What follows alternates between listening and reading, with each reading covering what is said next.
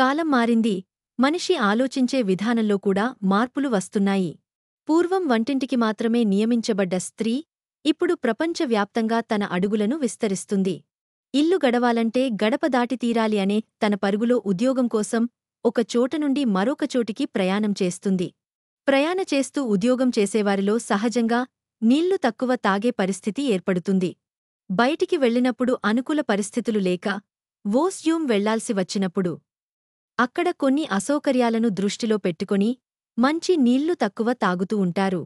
కొందరిలో బయట public toilet వాడుకోవటం వల్ల పబ్లిక్ టాయిలెట్లోని అశుభ్రత పరిస్థితుల వల్ల యురినరీ ఇన్ఫెక్షన్స్ అవుతూ ఉంటాయి. ఈ కారణం చేత యోని మార్గంలో దుర్వాసన రావడం, ఇంకొన్ని ఇబ్బందులు ఎదుర్కోవడం జరుగుతుంది. దుర్వాసన దూరం చేసుకోవాలి అంటే ఎలాంటి జాగ్రత్తలు తీసుకోవాలి? మన శరీరానికి రోజుకు 4 లీటర్ల నీళ్లు అవసరం. మంచినీళ్లు తక్కువ తాగేవాళ్లకి శరీరం డిహైడ్రేట్ అవుతుంది. ఆ కారణాన యోనిమార్గం గోడలు పొడిబారి అక్కడ బ్యాక్టీరియా, ఫంగస్ లాంటి సూక్ష్మజీవుల పెరుగుదల రెట్టింపు అవుతుంది. మంచి నీళ్లు తక్కువగా తాగడం వల్ల యురిన్ రంగు మారి ఘాటుగా ఉంటుంది.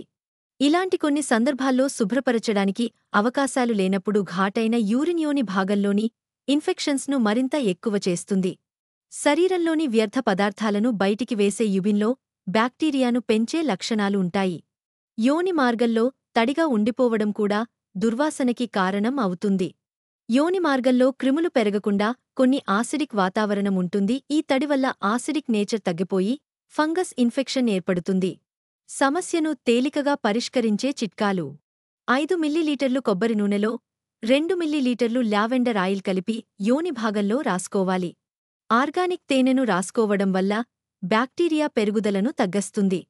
వీలైనంత వరకు కాటన్ ఇన్నర్ వేర్ వాడటం మంచిది. అలానే వాటిని శుభ్రంగా ఉతికి ఎండలో బాగా ఆరిన తర్వాత ఉపయోగించటం ఇంకా మేలు కలిగిస్తుంది. పబ్లిక్ టాయిలెట్ వాడుకోవాల్సినప్పుడు వెట్ టిష్యూ పేపర్స్ తప్పక వాడాలి. ముఖ్యంగా రోజుకి 4 లీటర్ల నీళ్లు తాగండి. ఎప్పటికప్పుడు యూరిన్ క్లియర్ చేసుకోండి. కారం, మసాలా పదార్థాలు, వెల్లుల్లి లాంటి ఘాటు పదార్థాలను వంటలో తక్కువగా వాడుకోండి.